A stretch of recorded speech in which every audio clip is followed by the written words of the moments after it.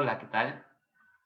Muy buenas tardes. Soy el ingeniero Fabián Alférez Uribe, vicepresidente de ESMIA.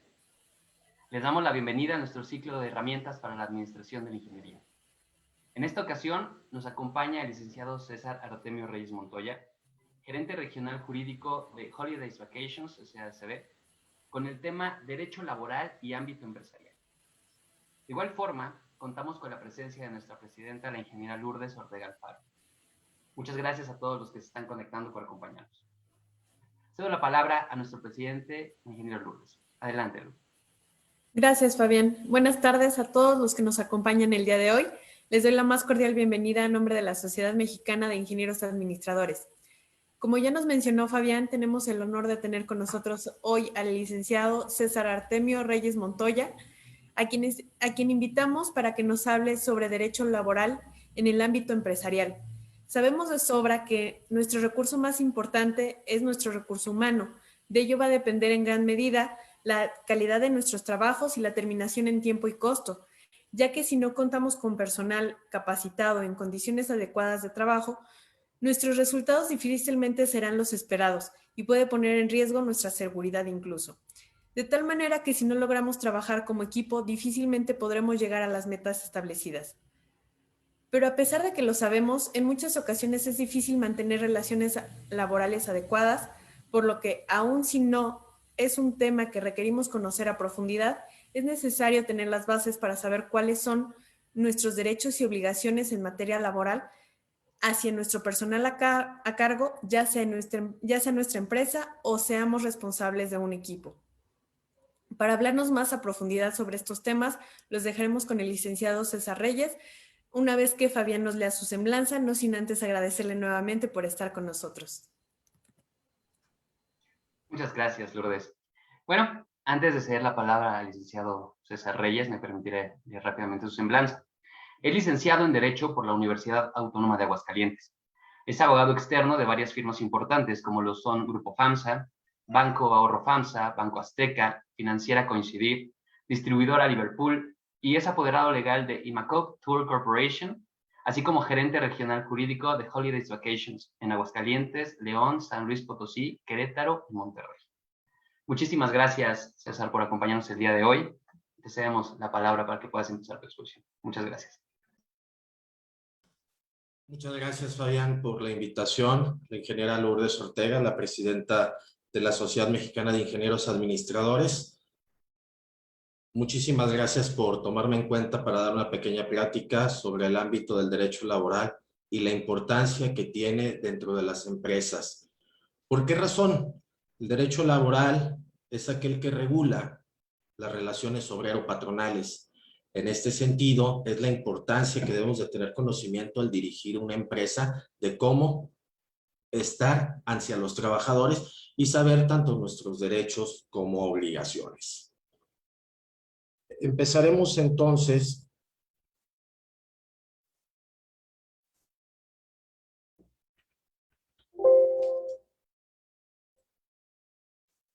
por hablar del derecho laboral en el ámbito empresarial y la importancia del derecho laboral que tiene en las empresas.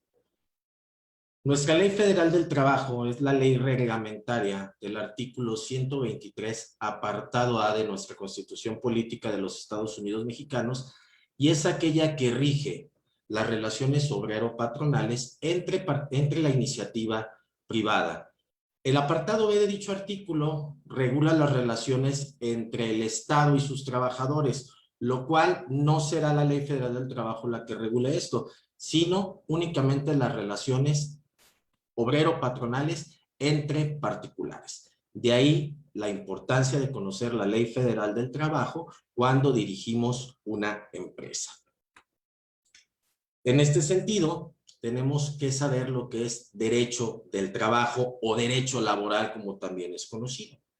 Y el derecho del trabajo es el conjunto de principios y normas que regulan en sus aspectos, tanto individual y colectivo, las relaciones entre trabajadores y patrones mediante la intervención del Estado, con el objeto de tutelar todo aquel que preste un servicio personal, subordinado, remunerado y que permita que viva en condiciones dignas del ser humano.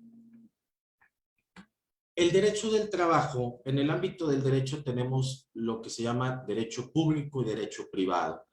El derecho privado, como lo es el derecho civil, que regula las situaciones entre particulares, por ejemplo, un arrendamiento, y el derecho público, las situaciones entre los entes del Estado, como puede ser el ayuntamiento, el gobierno estatal, el federal.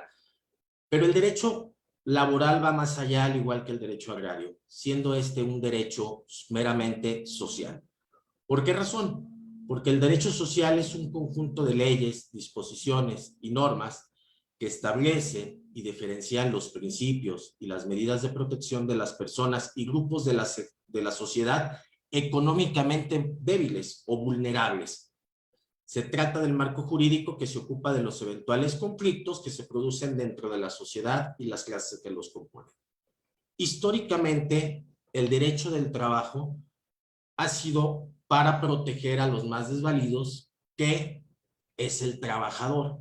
Situación que desde mi punto de vista en la actualidad está desfasada, puesto que el empresario también realiza un esfuerzo sobrehumano para dar el trabajo y las condiciones sociales para los trabajadores.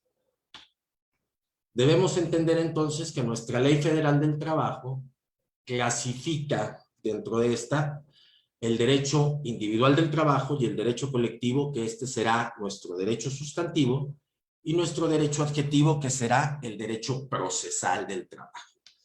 Es decir, el derecho individual del trabajo se refiere al conjunto de normas que regulan las relaciones entre el empleador y el empleado y entra al estudio de lo que es el salario, la jornada de trabajo, prestaciones sociales, reglamento interno de trabajo, aguinaldo, primas de antigüedad, primas vacacionales. El derecho del trabajo colectivo se refiere al conjunto de normas que regulan relaciones entre una colectividad de trabajadores y un empleador. En este caso entramos a lo que son los sindicatos, el derecho de huelga, el contrato ley, por dar un ejemplo. Y nuestra parte adjetiva, que es el derecho del trabajo procedimental, se ocupa de los procedimientos que sirven para dirimir los conflictos entre la parte obrera y patronal, ya sea un juicio ordinario o un juicio paraprocesal, que esto lo vemos en la última parte de la Ley Federal del Trabajo cuando entramos a derecho del trabajo procedimental.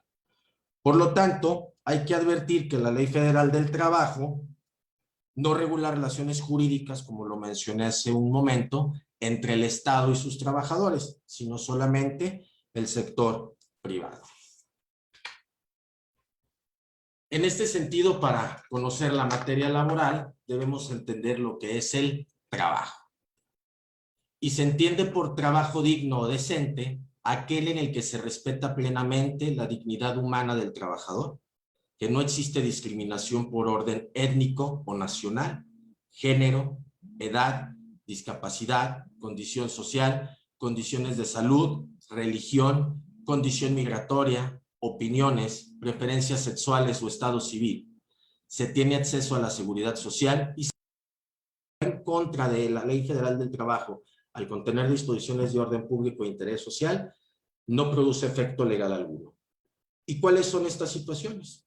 Trabajos para adolescentes menores de 15 años, una jornada mayor que la permitida por la ley, de la cual hablaremos posteriormente, una jornada inhumana por lo notoriamente excesiva, dándole índole del trabajo a juicio del tribunal, horas extraordinarias de trabajo para menores de 18 años, salario inferior al mínimo, un salario que no sea remunerador. ¿A qué se refiere esto? Que a igualdad de trabajo, igualdad de salario. Un plazo mayor de una semana para el pago de los salarios cuando son obreros y trabajadores de campo. Todos los demás será por medio de quincenas. Un lugar de recreo, fonda, cantina, café, taberna o tienda para efectuar el pago de los salarios, siempre que no se trate de trabajadores que están en dichos establecimientos. La obligación directa o indirecta para obtener artículos de consumo en tienda o lugar determinado. La facultad del patrón de retener el salario por conceptos de multa a los trabajadores. Un salario menor que el que se paga a otro trabajador en la misma empresa o establecimiento por trabajo de igual eficiencia, en la misma clase de trabajo o igual jornada, por consideración de edad, sexo o nacionalidad. Trabajo nocturno industrial o trabajo después de 22 horas para menores de 16 años. Renuncia por parte del trabajador de cualquiera de los derechos, es decir, existen derechos irrenunciables, como lo hablaremos, que es el aguinaldo, las vacaciones, la prima vacacional.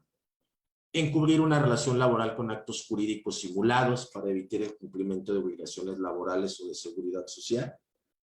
Y registrar al trabajador con un salario menor al que realmente recibe. Todas estas acciones que les acabo de comentar no producirá ningún efecto legal, puesto que van en contra de la Ley Federal del Trabajo. Y al ir en contra de disposiciones del orden público, las mismas deberán ser nulas. En este sentido, daremos la definición de lo que es un trabajador y lo que es el patrón. Trabajador, entendamos que es la persona física que presta a otra persona, ya sea física o moral, un trabajo personal, subordinado y remunerado. Lo que es personal, subordinado y remunerado es aquello que nos va a dar una relación de trabajo. Si no existe la personalidad, una subordinación y un salario remunerador, no estaremos hablando en ningún momento de una relación de trabajo y por tanto no será un trabajador. Para efectos de esta ley se entiende por trabajo toda actividad humana, intelectual o material, independientemente del grado de preparación técnica por cada profesión u oficio. ¿Y quién es el patrón? En estas relaciones obrero-patronales que rige la Ley Federal del Trabajo, pues el patrón es la persona física o moral que utiliza los servicios de uno o varios trabajadores. Si el trabajador, conforme a lo pactado o a la costumbre, utiliza los servicios de otros trabajadores, el patrón de aquel lo será también de estos. En el mes de abril de este año, el día 23 de abril, se publicó una reforma a la Ley Federal del Trabajo sobre el outsourcing, que esto era la subcontratación, que creo que hablando de ingeniería, que es a lo que la mayoría se dedica en la Sociedad Mexicana de Ingenieros Administradores, pues es de suma importancia el saber cuándo podemos hacer una subcontratación y cuándo no. Entonces, con la reforma a la Ley Federal del Trabajo, donde se prohíbe el outsourcing, nos dice que queda prohibida la subcontratación de personal, entendiéndose esta cuando una persona física o moral proporciona o pone a disposición trabajadores propios en beneficio de otra. Aquí terminamos con el outsourcing. Las agencias de empleo o intermediarios, un segundito. Gracias. Las agencias de empleo o intermediarios que intervienen en el proceso de contratación de personal podrán participar en el reclutamiento, selección, entretenimiento y capacitación. Pero estas personas jamás podrán ser consideradas como patrones, ya que ese carácter, ¿quién lo va a tener? El que se beneficia de estos servicios. Ejemplo, una empresa de lácteos que tiene a su servicio montacargas para poder mover ciertos equipos, materiales, y ocupa necesariamente de un montacarguista para encargarse, vaya la redundancia, de dicho montacargas. Pues ahí podremos tener una subcontratación. ¿Por qué razón? Porque no es el beneficio directo o la actividad económica preponderante de la empresa. En estos casos, y hablando de ingeniería, podemos tener la subcontratación bajo estos lineamientos. Se permite la subcontratación de servicios especializados o de ejecución de obras especializadas que no formen parte del objeto social ni de la actividad preponderantemente económica de la empresa y que sea beneficiada para esta. La subcontratación de servicios especializados o de ejecución de obras especializadas deberá formalizarse mediante contrato por escrito, en el que se señale el objeto de los servicios a proporcionar y las obras a ejecutar, así como el número apropiado de trabajadores que participarán en el cumplimiento de dicho contrato. Pero mucho ojo, cuando como empresario busquemos una subcontratación para servicios que no son preponderantemente de la empresa. Si la persona física o moral que subcontrate dichos servicios para la ejecución de obras y el contratista incumple con la obligación laboral para con sus empleados, será responsabilidad solidaria en relación con los trabajadores de dichas contrataciones aquel que pide una subcontratación y se hace llegar de los servicios de un contratista. ¿Por qué razón? Por la sencilla razón de que en materia laboral el responsable de la fuente de trabajo es aquel responsable de la misma. Entonces, si hacemos una subcontratación a un contratista para que nos preste un servicio que no es preponderantemente de nuestra empresa, El responsable de la fuente laboral, del domicilio laboral, vamos a ser nosotros como empresarios. Entonces debemos tener mucho cuidado con qué contratista subcontratamos un servicio, porque si esta persona incumple con sus empleados, nosotros seremos responsables solidarios de manera directa de las prestaciones que se les tienen que pagar a dichos trabajadores. En este sentido, entendamos lo que es la relación de trabajo que les comentaba ya hace algunos momentos. Se entiende por relación individual de trabajo cualquiera que sea el acto que le dé origen a la prestación de un trabajo personal, subordinado y remunerado. Repito, si no la acción del trabajo, si no es personal, si no es subordinada y si no es remunerada, no estaremos ante una relación individual de trabajo. Podremos darle cualquier otro nombre, como una prestación de un servicio profesional por pago de honorarios, pero si no es subordinado, remunerado y de manera personal, no existirá una relación individual de trabajo. En este sentido, entendamos lo que es un contrato de trabajo. El contrato individual de trabajo, cualquiera que sea su forma o denominación, porque puede ser de manera oral o escrita. El hecho de no tener un contrato escrito no quiere decir que no tenga validez el contrato de trabajo, porque el mismo puede ser de manera verbal, porque da el nacimiento de derechos y obligaciones tanto para la parte patronal como para la parte obrera. Y es aquel por el cual en virtud una persona se obliga a prestar un trabajo personal, subordinado, remunerado. La Ley Federal del Trabajo no nos hace una distinción entre lo que es la relación de trabajo y lo que es el contrato de trabajo. Tenemos que centrarnos, y la palabra clave para saber si tenemos una relación laboral, si somos patrones y si tenemos un trabajador, es que dicha relación sea personal, subordinada y remunerada. Duración de las relaciones de trabajo. Por regla general, las relaciones de trabajo deben ser por tiempo indeterminado. De otra forma, la única forma que puede ser es por obra o tiempo determinado, por temporada o por tiempo indeterminado, que es la regla general como se lo señalaba. A falta de estipulaciones expresas, la relación será por tiempo indeterminado. Pero cuando tenemos una relación laboral por obra determinada, y entendamos que por obra determinada será únicamente cuando así lo estipule la naturaleza. Cuando contratamos un servicio, por ejemplo, para un software de una computadora, la obra determinada es terminarme dicho software.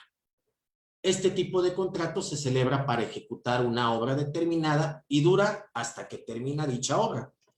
Y se debe precisar la obra que sea.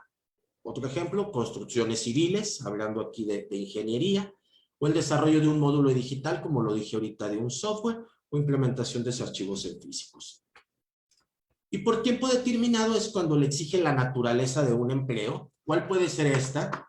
Pondré un ejemplo muy palpable, muy burdo, pero muy sencillo, lo que es una feria. 3 meses que es actividad preponderante en un estado con alguna feria, ese será por tiempo determinado, porque la naturaleza del empleo solamente es por eso 3 meses. Y por sustitución temporal de algún trabajador por alguna incapacidad. Esa podrá ser también por tiempo determinado.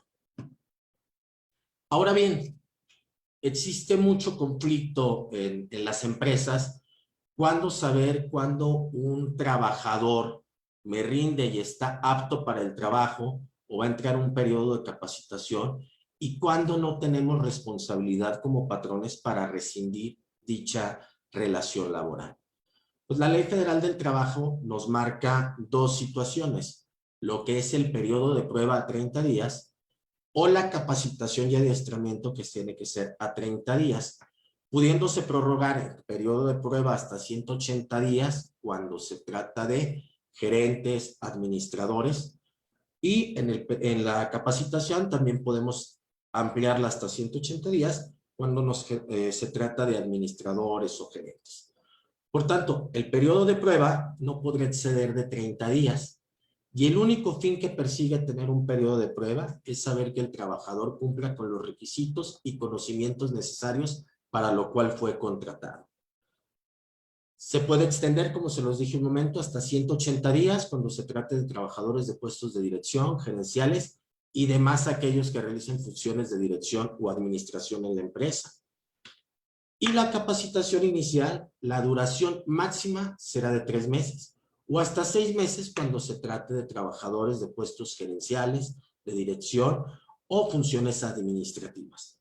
Y el trabajador se obliga a prestar sus servicios, caemos en lo mismo, de manera personal, subordinada y remunerada, bajo el mando y la dirección de un patrón, con el fin de adquirir los conocimientos y habilidades en ese periodo de prueba para la actividad que va a ser contratada. Si nosotros no tenemos la precaución de elaborar un contrato de trabajo en el que señalemos periodo de prueba, si pasan los 30 días y continuamos con el trabajador en la empresa, se va a entender un contrato por tiempo indeterminado. ¿Por qué razón? Porque pasamos ese periodo de prueba y nos da la presunción, la ley da la presunción de que dicho trabajador es apto para el trabajo para el cual fue contratado. Y la capacitación inicial, también tenemos que hacer nuestro contrato individual, donde señalemos capacitación inicial hasta por un periodo máximo de 3 meses o de 6 meses si son direcciones, administradores o gerenciales, pero tenemos que señalar forzosamente que si terminando este plazo continuamos con el trabajador, los contratos serán por tiempo indeterminado. Por eso, muchos problemas de que no se elaboran los contratos y señalamos si va a ser periodo de prueba o capacitación inicial, no elaboramos nada, terminamos las relaciones de trabajo y caemos en que son despidos injustificados. Porque recordemos algo, toda la carga de la prueba en materia laboral será del patrón. Es decir, el patrón debe tener sus contratos de trabajo, sus nóminas, sus listas de asistencia, a efecto de poder acreditar ante un posible conflicto laboral la fecha de entrada laboral, el salario que percibía y las horas laboradas. Hablaremos entonces de algo que se dio el año pasado, para ser exactos, que empezó el 16 de marzo del 2020, que fue el caso de la pandemia. Entonces, la ley contemplaba lo que son las suspensiones laborales. Entonces vamos a abordar un poquito sobre lo que es las causales para suspender una relación laboral y eso nos llevará a hablar un poquito sobre el caso de la pandemia que estaba también regulado que está regulado en la Ley Federal del Trabajo. En suspensión de relaciones laborales lo será la enfermedad contagiosa del trabajador, la incapacidad temporal ocasionada por un accidente o enfermedad que no es considerado un riesgo de trabajo, la prisión preventiva del trabajador seguido de una sentencia absolutaria, siempre y cuando el trabajador haya obrado en defensa de la persona o de los intereses del patrón. Y el patrón tendrá la obligación de pagar los salarios que hubiera dejado de percibir durante ese tiempo que estuvo en prisión preventiva. El arresto del trabajador, el cumplimiento de los servicios y el desempeño en los cargos mencionados en el artículo 5 de la Constitución y de las obligaciones consagradas en el artículo 31, fracción 3 de la misma Constitución, designación de trabajadores como representantes de organismos estatales, falta de documentos que exija la ley y reglamentos para poder emplearlo, la conclusión de la temporada en los casos contratados bajo esta modalidad, lo que ya señalamos, contratos por tiempo determinado, la licencia que se refiere al artículo 140 bis de la Ley del Seguro Social, que este artículo nos señala la suspensión de relaciones laborales cuando el hijo de algún trabajador padece de cáncer. Entonces, ahí podemos entrar en suspensión, siempre y cuando se le va a dar una incapacidad al trabajador, sea padre o madre, para el cuidado del menor, y ese artículo 140 señala esa situación en la Ley del Seguro Social.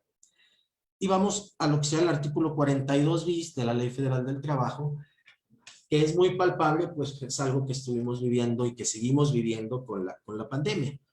Señala el artículo 42 bis que podremos suspender las relaciones laborales cuando el gobierno aún haga declaratoria de contingencia sanitaria. Pero ¿qué pasó con esta pandemia? El gobierno no hizo una declaratoria de contingencia sanitaria. El gobierno hizo una declaratoria de un estado de emergencia por causa de fuerza mayor. Una emergencia sanitaria por causa de fuerza mayor.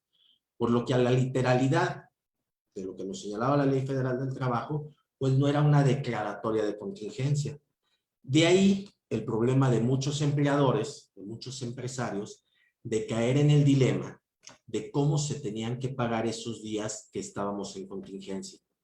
Si el gobierno hubiera hecho una declaratoria de contingencia sanitaria, nos señala la misma Ley Federal del Trabajo, que se pagaría lo equivalente a un día de salario mínimo por un lapso no mayor a 30 días. Por lo que si con esta declaratoria se seguía prolongando la suspensión de relaciones laborales, los patrones no tenían la obligación de pagar. Pero al no ser una declaratoria de contingencia sanitaria, pues los empresarios tuvieron que hacer frente al seguir absorbiendo los pagos de salarios o terminar con las relaciones laborales, a no encuadrar en la suspensión de la misma relación por una declaratoria de contingencia, lo cual yo creo que fue algo de manera muy estratégica por parte del gobierno para evitar despidos masivos y que la gente siguiera cobrando un salario. Máxime cuando fue declarado en tantas conferencias matutinas y vespertinas que hace el gobierno, donde señalaban que aquel empleador que no hiciera el pago de salarios se iba a meter en menudo problema y que iba a ser hasta multado. En muchas ocasiones, esto pudo ser motivo de litigio, de saber si estábamos ante una declaratoria de contingencia o, como lo señaló el gobierno, una mera emergencia sanitaria por causa de fuerza mayor. Esto parecería algo que hubiera sido letra muerta. Nadie imaginaba que en determinado momento pues fuera a ocurrir una pandemia como ocurre actualmente por el COVID-19, pero se dio y para eso está la ley y contemplaba algo y así por contingencia sanitaria. Continuamos. Causales de rescisión de la relación laboral sin responsabilidad para el patrón.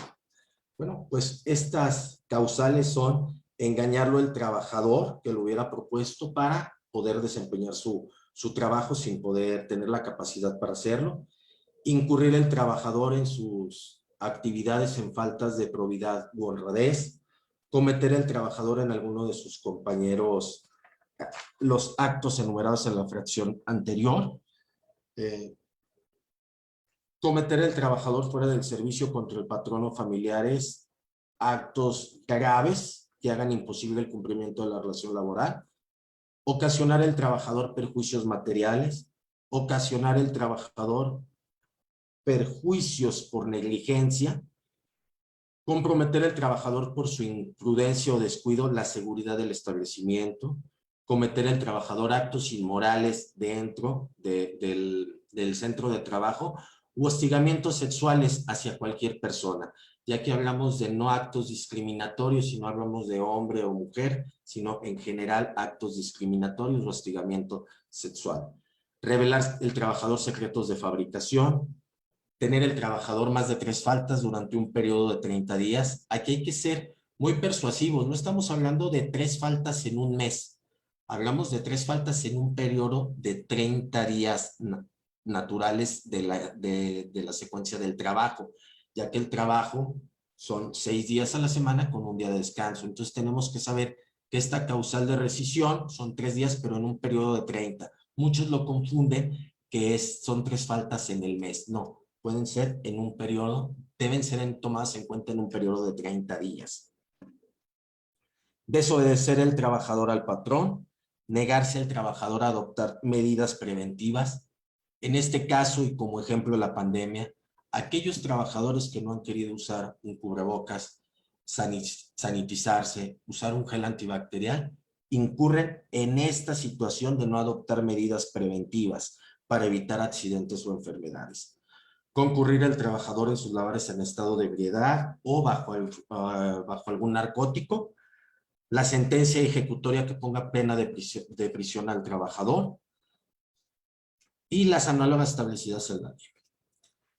En estas causales de relación laboral, que señala el artículo 47 de la Ley Federal del Trabajo, debemos ser muy persuasivos, que este mismo artículo señala que cuando se da una causal de rescisión sin responsabilidad para el patrón, el empleador debe de entregar un aviso de rescisión a la parte trabajadora. ¿Qué es el aviso de rescisión? Es un aviso donde se señala la causal que da origen para terminar con la relación laboral y esta debe ser entregada de manera personal al trabajador para su firma. Y si éste se negara a recibirla, tenemos que dar un aviso a la Junta Local o Federal de Conciliación y Arbitraje, según sea la competencia del negocio, para que ésta notifique al trabajador de este aviso de rescisión.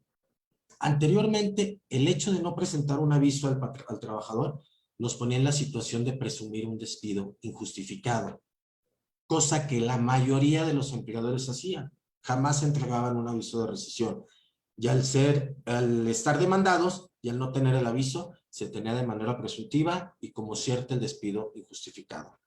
Afortunadamente, con reformas a la Ley Federal del Trabajo, nos dice que el aviso al trabajador por conducto del tribunal o de manera personal, que presumía la separación no justificada, ahora, salvo prueba en contrario, podemos acreditar que el despido fue justificado.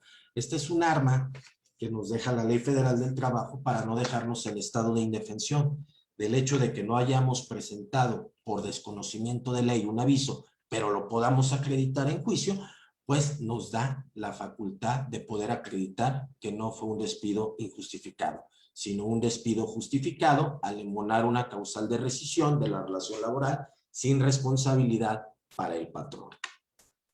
Causales de rescisión de la relación laboral sin responsabilidad para los trabajadores. Es engañarlo el patrón del trabajo que iba a hacer y esta causa de rescisión deja de tener efecto después de los 30 días que manejábamos como periodo de prueba. Si durante esos 30 días el trabajador no ejercita el rescindir la relación laboral, pierde ese beneficio. Incurrir el patrón en faltas de probidad u honradez o amenazas o injurias en contra del trabajador. Incurrir el patrón o sus familiares fuera del servicio a las situaciones señaladas en la fracción anterior. Reducir el salario del trabajador. No recibir el salario correspondiente en la fecha y lugar convenidos. Sufrir perjuicios causados maliciosamente por el patrón. La existencia de un peligro grave para la seguridad o salud del trabajador. Comprometer el patrón por su imprudencia o descuido la seguridad del establecimiento, es decir, no adoptar medidas de seguridad e higiene, exigir la realización de actos o conductas o comportamientos que menoscaben la dignidad del trabajador y todas las análogas que pudieran suscitarse con las fracciones anteriormente señaladas. Estas causales forzosamente tenemos que hacerlas valer en tiempo y forma. En derecho, si consentimos los actos y pasa el tiempo, mayor será más difícil será acreditarlo. Jornadas de trabajo que nos señala la Ley Federal del Trabajo. Nos señala 3 jornadas, lo que es la jornada diurna, jornada nocturna y jornada mixta. La jornada diurna de trabajo es la que comprende de las 6 a las 20 horas. Durante este horario la catalogaremos como jornada diurna. Y en la jornada diurna, el horario máximo que nos señala la ley es de 8 horas diarias. Jornada nocturna será la que va de las 20 horas a las 6 horas. Y el horario, la máxima, son 7 horas por día aquellos que laboren una jornada nocturna. Y la mixta es aquella que engloba tanto la jornada diurna como la jornada nocturna, siempre y cuando no exceda de 3 horas y media el horario que señala la jornada nocturna. Si excede de las 3 horas y media, tendrá que ser catalogada como jornada nocturna. Y el periodo máximo de esta jornada mixta será de 7 horas y media. Dentro de estas 3 jornadas, que es diurna, nocturna y mixta, nos señala la Ley Federal del Trabajo que debemos otorgar al trabajador 30 minutos de descanso. pero esos 30 minutos deben ser fuera de la fuente de trabajo, es decir, del lugar de trabajo, de la dirección donde está el trabajo, tiene que ser fuera.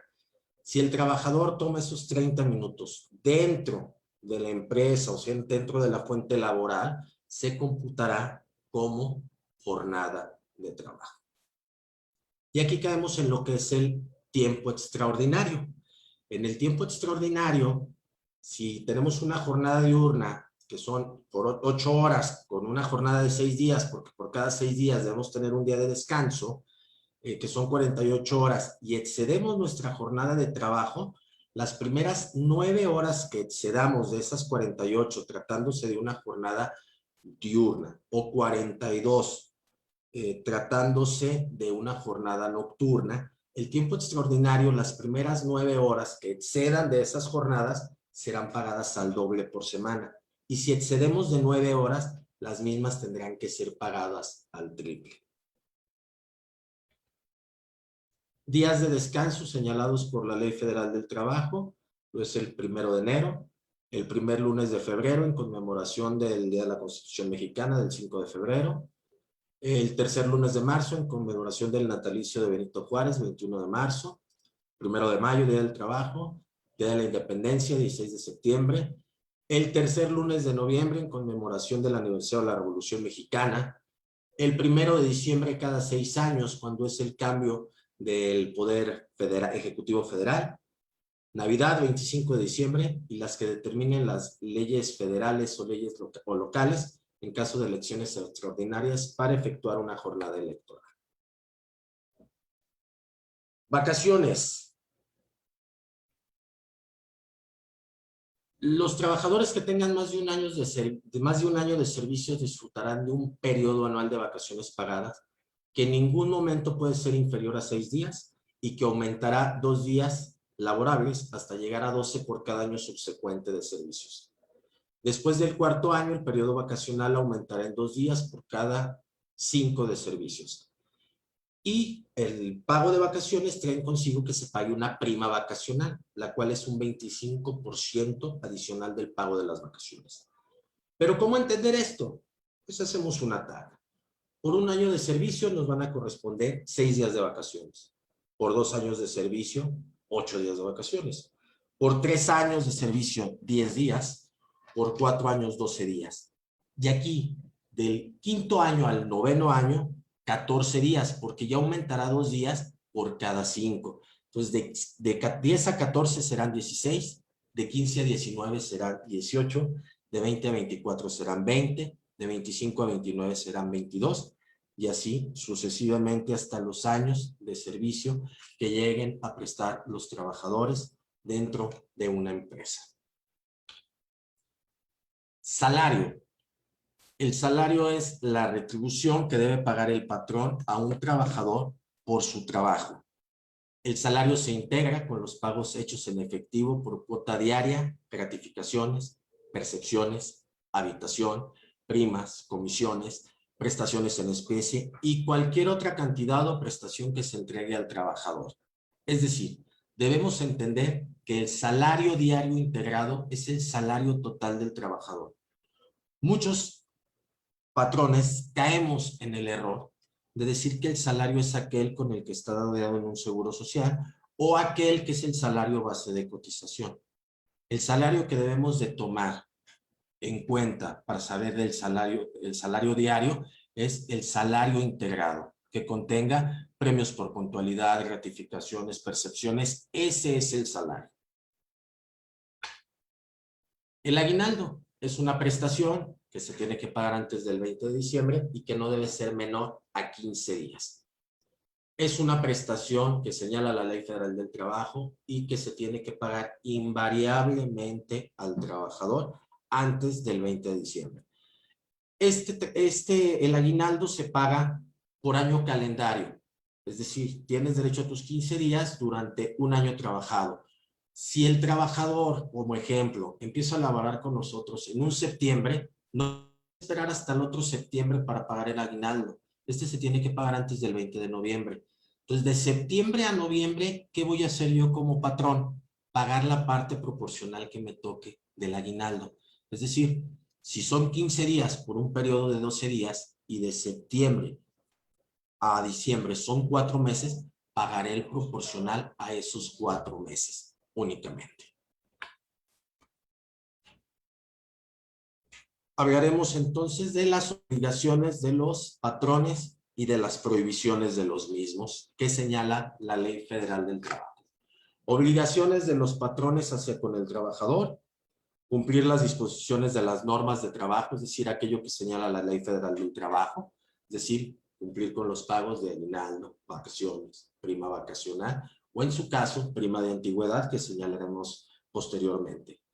Pagar los salarios e indemnizaciones a los trabajadores, proporcionar herramientas útiles a los trabajadores para el desarrollo de sus funciones, un local seguro para el desempeño de la actividad, número suficiente de asientos y sillas que permitan la naturaleza del trabajo, abstenerse de maltrato a los trabajadores, expedir cada 15 días a solicitud de los trabajadores listas de las asistencias y de las nóminas, una constancia relativa a los servicios, es decir, cuando nos pide una carta de recomendación la tenemos que extender como patrones en un máximo de 3 días, conceder tiempo necesario al trabajador para el ejercicio del voto, como acaba de pasar el día domingo. Aquí quedamos en este ejemplo. Por lo regular, todas las empresas a 6 días de trabajo corresponde 1 de descanso. Por lo regular, los descansos los maneja la Ley Federal del Trabajo, que sean los días domingo. Pero cuando no es el día domingo, el día de descanso, y lo trabaja el domingo, pues se tendrá que pagar también una prima dominical, que es el 25% adicional del salario. En este caso, que las elecciones fueron el día de antier, día domingo, si una persona estaba laborando, siendo su día de descanso aparte, se tendría que pagar al doble por laborar el día de descanso, más la prima vacacional, y el patrón estaba obligado a dejarlo trasladarse para ejercer el derecho al voto. Permitir a los trabajadores faltar a su trabajo para desempeñar una comisión accidental por algún sindicato o avisen de manera oportuna las comisiones que le tocan al trabajador por subtítulos de caracteres internos. Poner en conocimiento del sindicato titular el contrato colectivo de trabajo, que ya es materia de derecho colectivo, como se lo señalé en un inicio. El derecho del trabajo tiene el derecho individual de trabajo, derecho colectivo y derecho procesal. Proporcionar capacitación y adiestramiento a los trabajadores. Contar con centros de trabajo que tengan más de 50 trabajadores, instalaciones adecuadas para el normal funcionamiento. Tener visible en el lugar de trabajo el reglamento interior de trabajo. Tener medicamentos profilácticos que determine la autoridad sanitaria cuando existen enfermedades tropicales o endémicas, cuando existe peligro de pandemia. Claro ejemplo, como lo hemos señalado en gran parte de la plática, el patrón está obligado ahora a tener equipo sanitizante, gel, cubrebocas, para evitar la propagación de la pandemia. Hacer las deducciones que solicitan los sindicatos para cuotas obrero-patronales u ordinarias. Las deducciones de pensiones alimenticias. Nos llega un oficio de un juzgado familiar, el patrón tiene la obligación de hacer la deducción de las obligaciones alimenticias. Contribuir al fomento de actividades culturales. Afiliar el centro del trabajo al Fondo Nacional para el Consumo de los Trabajadores, el FONACOT. Proporcionar a las mujeres embarazadas la protección que establezcan los reglamentos. Otorgar permiso de paternidad de 5 días con goce de sueldo a los hombres trabajadores para el nacimiento de sus hijos. ¿Qué está prohibido para los patrones? Negarse a aceptar trabajadores por origen étnico y nacional, es decir, hacer discriminación. Exigir a los trabajadores que cumplen artículos que produce el mismo centro de trabajo. Aceptar dinero de los trabajadores como gratificación por admitir el trabajo. Obligar a cualquier trabajador por medio de coacción a afiliarse a algún sindicato. Intervenir en cualquier forma que el régimen interno del sindicato impida su formación o desarrollo de la actividad sindical.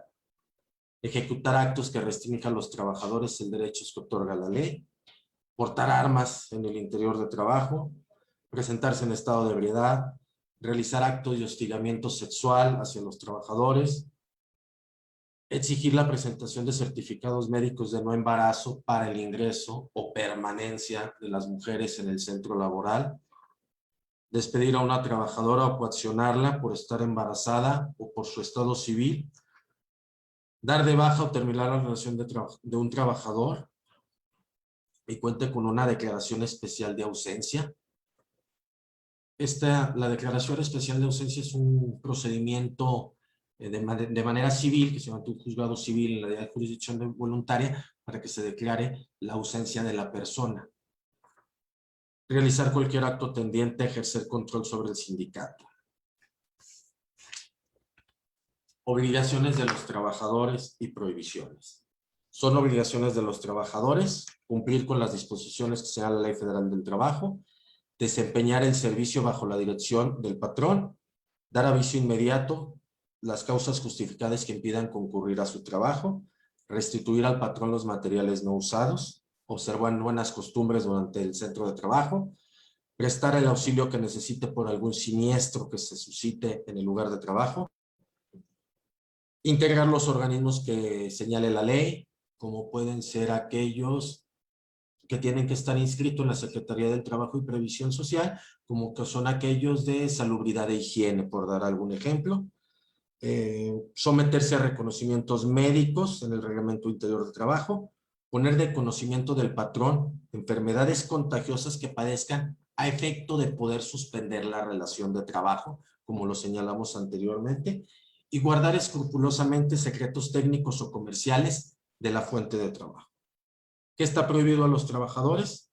Faltar al trabajo sin causa justificada, sustraer útiles de trabajo de la empresa, presentarse en estado de ebriedad, presentarse al trabajo bajo influencia de algún narcótico, suspender el horario laboral sin causa justificada, hacer colectas en el lugar de trabajo, utilizar los útiles o herramientas para uso distinto a los destinados y hacer propaganda o publicidad en horas de trabajo dentro de la fuente laboral.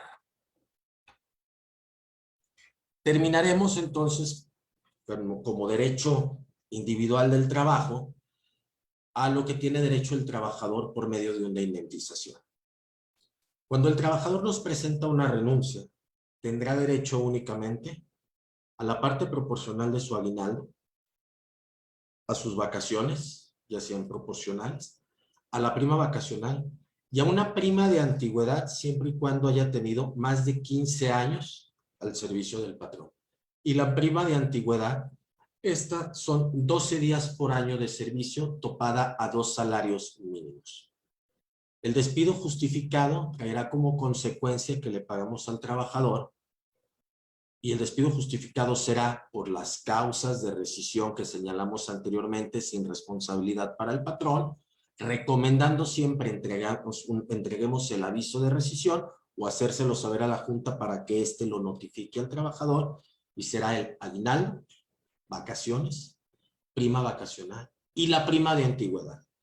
Invariablemente sean los años de servicio que tuviera el trabajador para con el empleador, se pagará la prima de antigüedad. Esto es una contradicción que nos señala la ley, puesto que en ocasiones podemos tener un trabajador ejemplar que nos presenta una renuncia por superación personal o X situación, pero no tenía más de 15 años laborando, entonces no tenemos por qué pagarles la prima de antigüedad.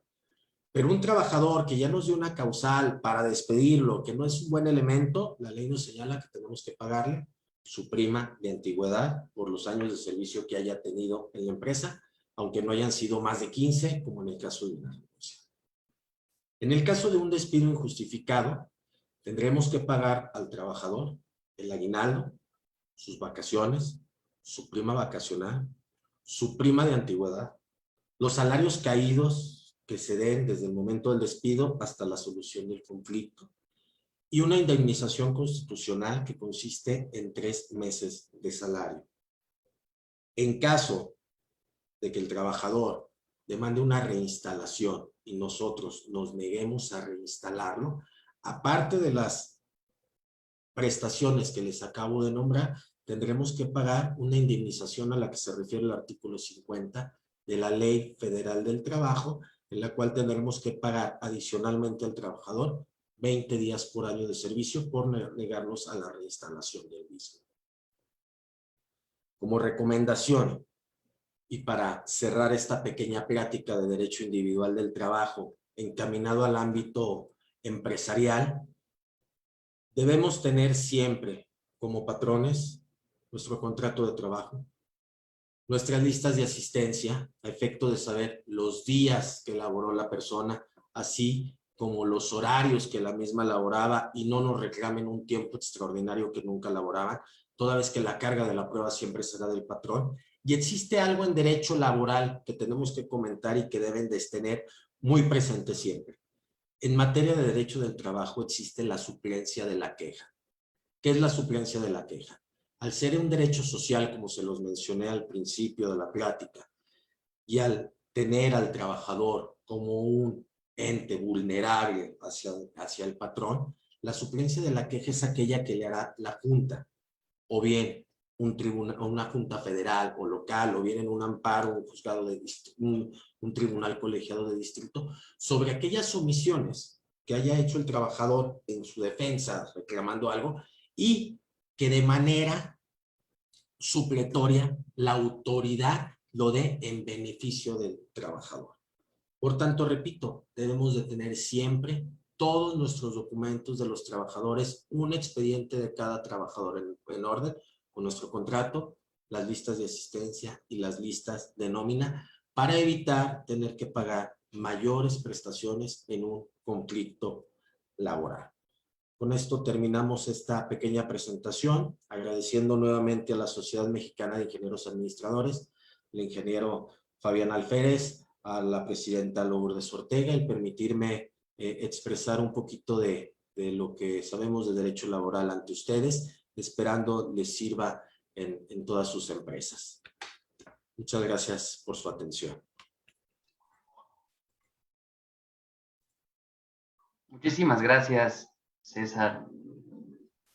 Pues muy completa la presentación del día de hoy. Qué bueno que nos explicas de esta manera a los que no estamos tan entendidos en esta parte legal. Al ser empresarios, pues también debemos de tener este aspecto cubierto, ¿no? Y tener conciencia de qué es lo que debemos de tener y qué forma debemos de tenerlo, ¿no? Me parece que has dado una explicación muy clara, como tú decías, una breve introducción a lo que es esto el derecho laboral, porque sabemos que se puede expandir todavía aún más y sería materia de otras 2 o 3 pláticas sin problemas, que esperamos algún día también podamos contar contigo y ahondar sobre este tema más adelante. Antes de pasar a la sesión de preguntas y respuestas, quisiera rescatar algunas ideas muy importantes que me parecieron aquí. Lo de la reforma del outsourcing me parece importantísimo, sobre todo para el ámbito laboral de los proyectos de infraestructura, ¿no? Donde muchas veces las empresas necesitan, como tú decías, empresas aún más especializadas, por decir, algunas empresas que sean laboratorios de materiales o que tengan un proceso constructivo muy especializado para cierto tipo de estructuras. Entonces, es muy importante saber esto, que al momento de tener la subcontratación, nosotros adquirimos esa responsabilidad, ¿no? Muchas veces decimos, te subcontraté, tú es tu problema, tú resuélvelo, si pasó esto, te toca a ti, ¿no? Cuando no, cuando la ley dice, pues es de los dos, ¿no? Entonces, me pareció algo importante de tener en cuenta. Los contratos de obra determinada y los periodos de prueba también hay que tenerlos muy claros, porque luego se nos olvida definir muy bien en los contratos este aspecto y lo dejamos, ¿no? Al aire. Y entonces está lo que nos comentabas de la presunción. Y son como detalles que se nos están yendo, ¿no? También otra cuestión que hay que tomar en cuenta ahorita con esto de la pandemia es el adoptar las medidas sanitarias preventivas y que los trabajadores también las adopten, porque esto, como vemos, también puede afectar dentro de los contratos, ¿no? Las medidas de seguridad e higiene que en el sector en el que nosotros nos desenvolvemos, pues son muy importantes porque hay estructuras o hay desarrollos de trabajos que sí son de un gran riesgo de trabajo. Edificios de más de 3 pisos, no sé, demoliciones, etcétera, ¿no? Que puedan ya tener algún impacto fuerte. Entonces hay que tomar en cuenta eso. Y también que muchas veces tenemos las jornadas mixtas. Hay trabajos que no se detienen las 24 horas del día por el tiempo y la necesidad de terminar esos proyectos. Entonces también debemos de tomar en cuenta esto de los ceros extras, las jornadas mixtas, lidiar con los sindicatos, que hay que llegar a un buen acuerdo, hay que tener buenas resoluciones, los sindicatos de transportistas, los sindicatos de trabajadores, etcétera, que hay que tener también muy, muy en cuenta para poder elaborar los contratos, ¿no? Y me parece muy importante estos 3 puntos que nos das para poder seguir con este resumen. Contrato de trabajo, importantísimo. Nada de después lo firmo, pases en la semana. ¿Y qué tal que por mera suerte el que no firmó el contrato ese día, al siguiente día se accidenta o lo arrestan, no ve tú a saber cualquier cosa, ¿no? Solo por decir, no pasa nada, mañana ya lo firma y fue el de la suerte, ¿no? Las listas de asistencia también son muy importantes, sobre todo para el cobro de estimaciones, pero también para poder comprobar que el trabajador ha estado yendo, que le tenemos que pagar lo que él está diciendo y para resolver alguna resolución, ¿no? Por lo tanto, tener este expediente de trabajo que nos dices al día es fundamental. César, muchísimas gracias. Me parece que esta plática nos deja con muchas ideas que hay que implementar. Bueno, y para pasar a la parte de preguntas y respuestas, puede ser a través de Slido, como ya nos están llegando ahorita, o bien por la plataforma de Facebook Live, en los comentarios, con mucho gusto los estaremos leyendo. Por lo pronto tenemos que es, ¿qué nos recomiendas para las personas que no podemos tener a un abogado de planta y en qué momento hacer consultar a alguno, hacer alguna consulta a alguno? Muchas gracias, Fabián. Agradezco tus palabras y que haya quedado un poquito entendido las obligaciones y aquello que nos puede ayudar para tener un mayor control dentro de la empresa de las situaciones que nos marca la Ley Federal del Trabajo. Atendiendo a la pregunta que nos hacen, ¿qué les puedo recomendar a aquellas personas que no pueden tener un abogado de planta y en qué momento hacer una consulta? Invariablemente para cualquier empresa debemos de contar con un abogado externo y que sea de la total confianza del empresario. El tener un abogado externo nos va a minorar en ocasiones el gasto de tenerlo de planta, al efecto de no tener que estar pagando una quincena, sino que vamos a pagarle, al ser externo, una consulta por honorarios, en la cual nos tendrá que expedir una factura, un recibo de honorarios, el cual nos servirá hasta como deducible ante la autoridad fiscal. ¿Y en qué momento hacer la consulta? Aquí dependerá mucho de la situación al caso concreto que tenga la empresa. Yo diría que el derecho laboral, de un tiempo para acá, debemos de verlo como una herramienta preventiva. Si vamos a aperturar una empresa, mi consejo de consultar a un abogado es desde que tenemos la idea de aperturar la empresa, ¿con qué objeto? Saber, uno, materia laboral, nuestros contratos, nuestras listas de asistencia, nuestras nóminas. Dos, el derecho de seguridad social, las altas ante seguridad social, Infonavit. Y también algo muy importante que les pasa a muchos empresarios.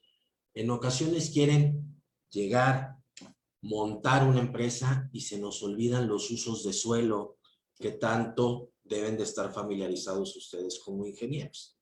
O sea, al no tener un uso de suelo, lo más probable es que el día de mañana, por una queja ciudadana, lleguen y nos clausuren. Entonces, mi consejo de cuándo consultar a un abogado, desde el momento en que se tome la decisión de aperturar una empresa. Esa sería mi recomendación respecto a la pregunta que me haces, Fabián. Muchas gracias.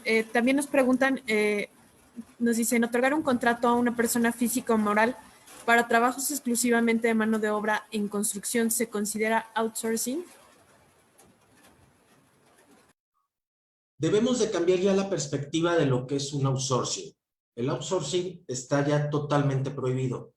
Existe lo que es la subcontratación para efectos de actividades que no son preponderantemente económicas de la empresa.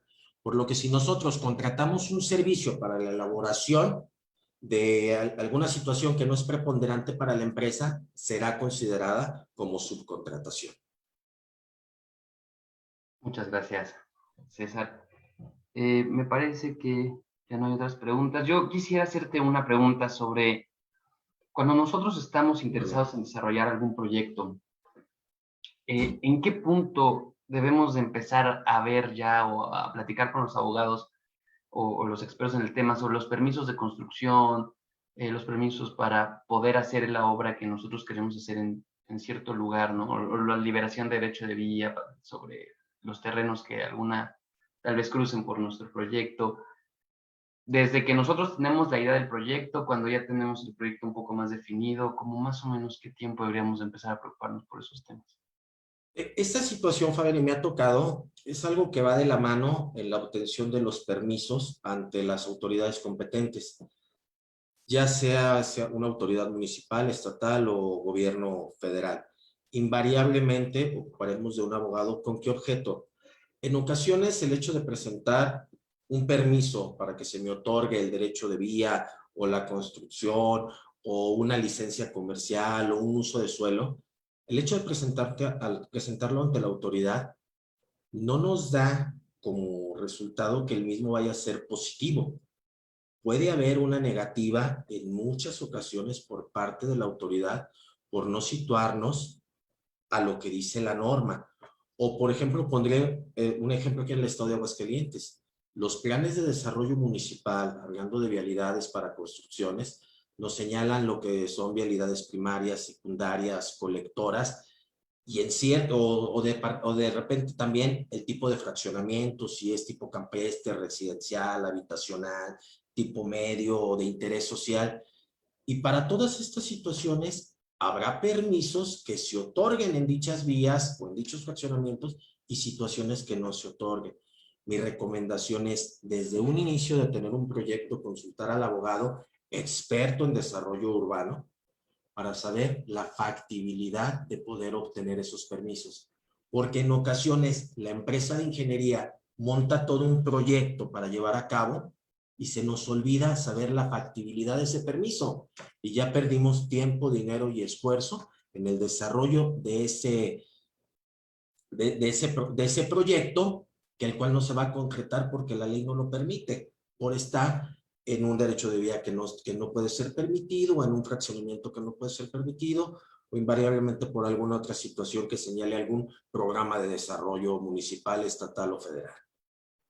Claro, sí, eh, totalmente de acuerdo, ¿verdad? Si tú ya tienes todo hecho y a la mera hora te dicen, no, no tienes derecho a hacerlo, todo el tiempo y dinero invertido en ese proyecto que pues no se puede hacer, tienes toda la razón. Muchas gracias, César.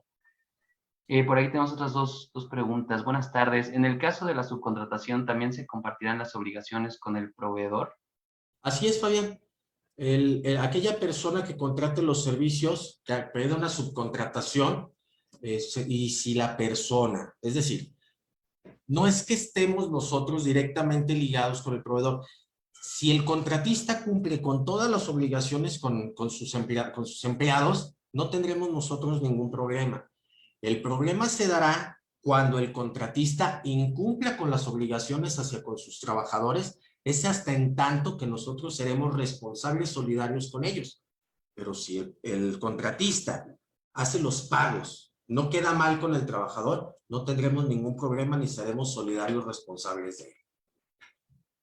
Perfecto, muchas gracias. Y con esta pregunta terminaríamos. Comentó que la Ley Federal de Trabajo exige que el pago sea en efectivo.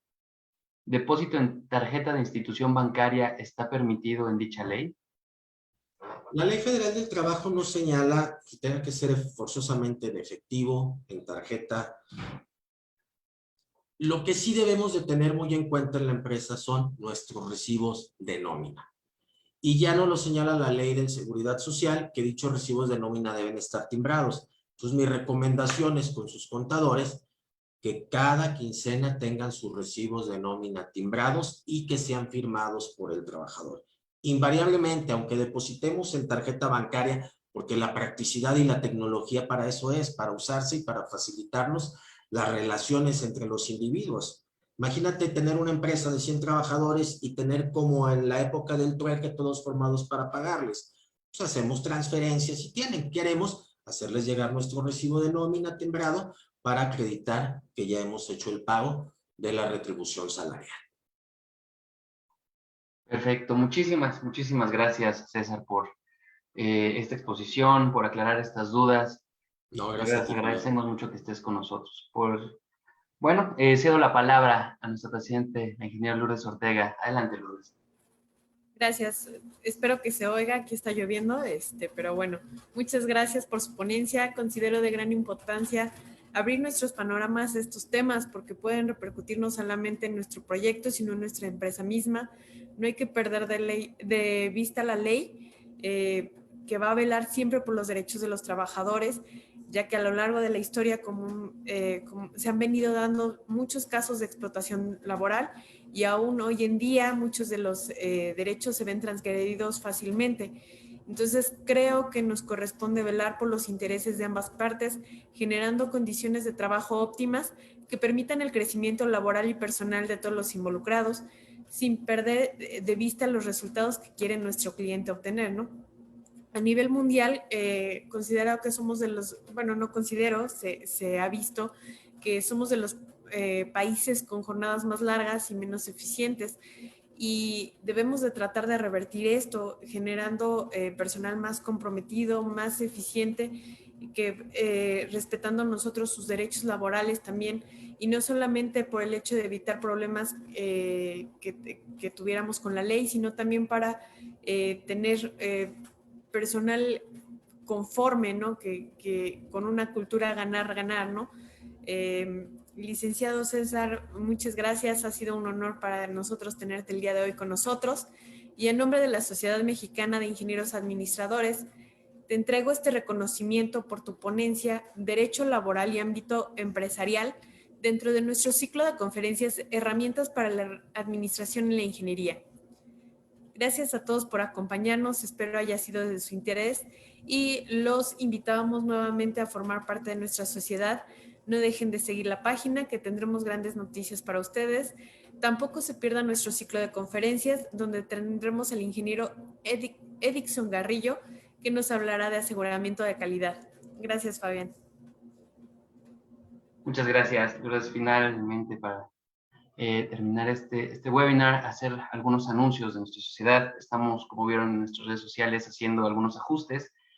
Esperamos que sea de su agrado. Estamos continuando en esta evolución de nuestra sociedad para pues, brindar algo más a nuestros agremiados y a todos los interesados en la administración de la ingeniería.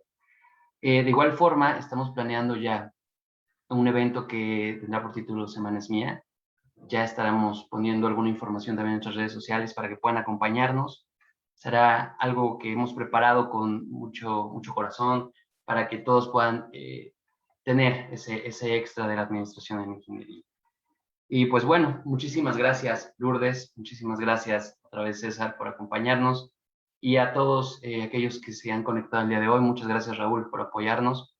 Y nos estamos viendo en la próxima plática. Ya estamos terminando con este ciclo. Esperamos que nos puedan acompañar en las demás pláticas. Muchas gracias, Fabián. Muy bien, César. Muchas gracias, Fabián. Muchas gracias, Lourdes, por la invitación. Ha sido un honor compartir contigo, amigo. Mucho gusto, Lourdes, y quedo a la orden. Que tengan muy buen día. Gracias a todos. Gracias, hasta luego.